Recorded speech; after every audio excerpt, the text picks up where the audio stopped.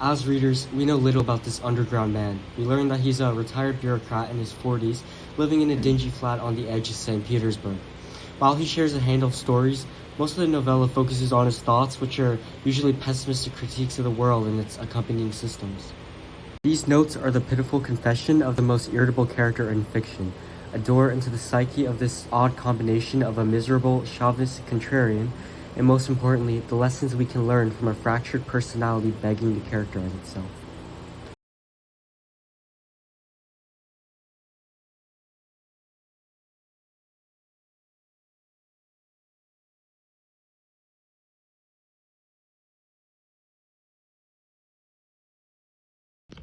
He understands that he is miserable, so he blames everyone but himself.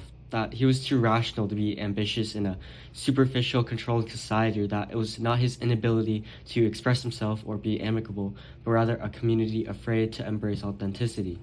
He also mistakes neurosis for this sort of higher function, and it justifies this sort of arrogance even further that distances himself from others. In the way that a hero in his story must take on a threat with action, he sort of acts with complacency, believing that it's the world's fault that he's sort of in this struggle and he can't seem to get himself out of it. The underground man simply cannot be proven incorrect. He has this elementary view of a genius, believing that a genius has this unique foresight, that their first intuition is always correct, and that society as a whole must bend to their observations. Now, another aspect of him being unable to take responsibility is the term and idea of psychological projection, which is one of my favorite theories for self-reflection. So this is Carl Jung's core theory on how we avoid responsibility and how we come to terms with negative effects of ourselves. So basically we project our insecurities onto others. An example of this is the idea of bullies being insecure and feeling that they're weak, so they project weakness onto others and sort of use this idea to justify infringing or bullying others. This is similar to the underground man's process to not come to terms with the fact that it is him, accompanied by his mindset, that he is the problem, that he's closing himself off from society, so he blames it on society closing itself off from him. Terms with the fact that it is him, accompanied by his mindset, that he is the problem, that he's closing himself off from society, so he Another way he sort of keeps himself from taking responsibility is this sort of trapped reasoning approach. He wants to be free, so he rejects free thinking and will. He uses rational-sounding arguments to reject rationality. He lives completely in his head and uses this to take and justify not taking material actions to improve himself. This all feeds a unique defense mechanism he builds.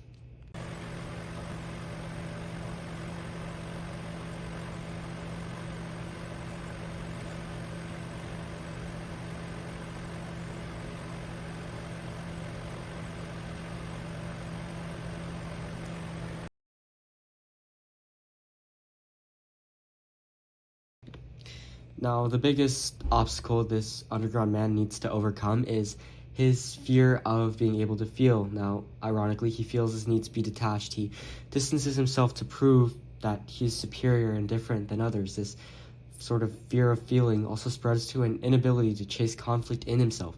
He's insecure and hesitant to chase and make sense of the parts that don't make sense within himself or of the outside world. This fear is mainly why he fails to grow. Now, it's also this analysis of power dynamics that sort of is an offshoot of this fear to feel or to fail. The core aspect of the underground man's lowly condition is how he goes about his desire for acceptance and personal freedom. He conflates the two and fails to realize it's almost impossible to have both perfectly. He interprets this combination of the two as this weird sort of idea of power and believes it's this immature power tyrant role where others console and tremble in fear around him that would make him feel accepted and free.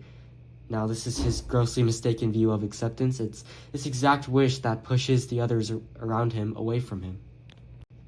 Now, one other key character in this story is Lisa, and she is a prostitute he positions as some sort of scapegoat to his emotional distress and buildup.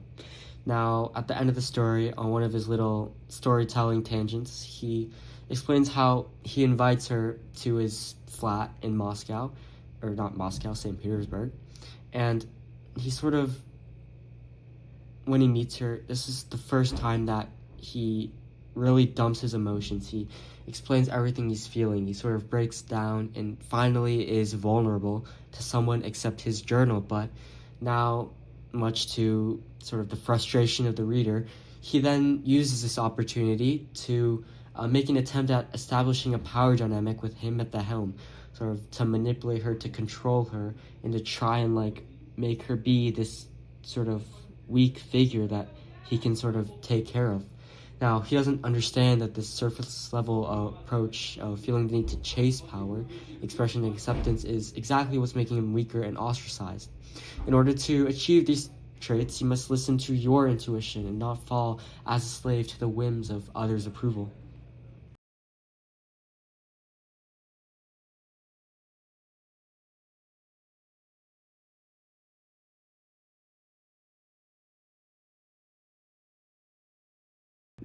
If we see ourselves more so as thinkers, we must not grow antagonistic towards people considered actors.